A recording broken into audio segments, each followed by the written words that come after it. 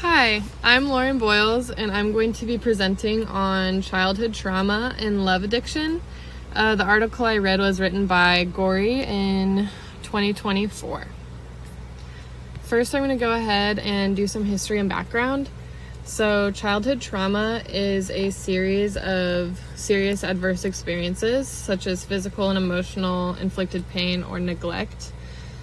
And then family functions is the dynamic between family members, including communication and trust, the way that the household is set up.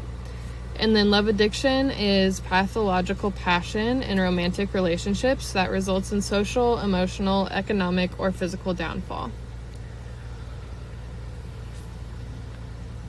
To start, the way that the study went was that they had 910 individuals, 77% were female and 23% were male.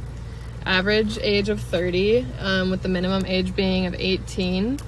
And they had to be in committed relationships to be in this testing.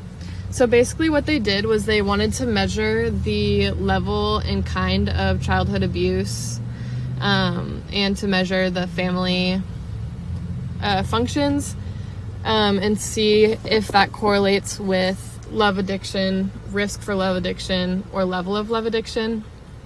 And so they had these participants take three tests, one being the love addiction inventory short form, another being family adaptability and cohesion evaluation scales, and the last being childhood trauma questionnaire short form.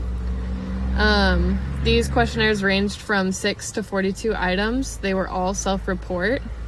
An example of the love addiction inventory questions are like, how often do you neglect studying or working to be in a relationship with your partner?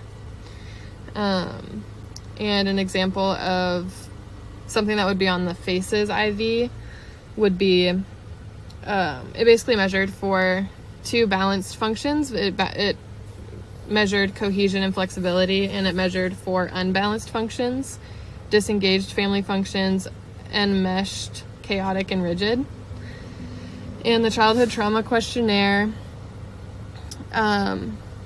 measured 5 subscales. It measured physical abuse, emotional abuse, sexual abuse, physical neglect, and emotional neglect.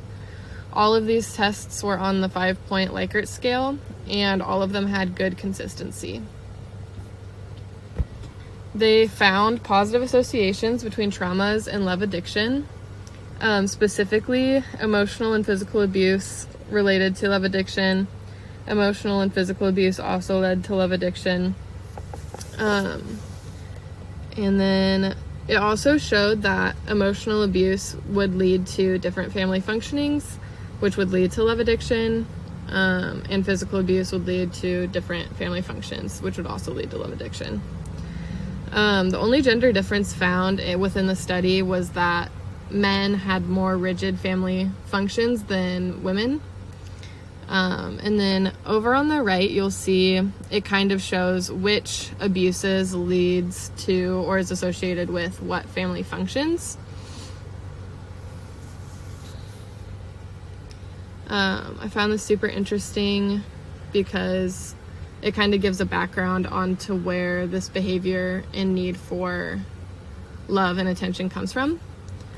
As a follow-up study, I would explore potential moderators, like different demographic differences. They kind of touched on gender a little bit, but not as much as I would like. I'd also really be interested to measure longitudinally. I would take into account age, gender, ethnicity, and cultural background. I would use the same 3 self-reports that they did, but I would ask the same participants, I'd ask them to take the 3 tests 10 years apart, so then and then 10 years later. The goal of that would be to find risk factors in your demographic for love addiction, and then also to find out what happens long-term with love addiction. And here are my references.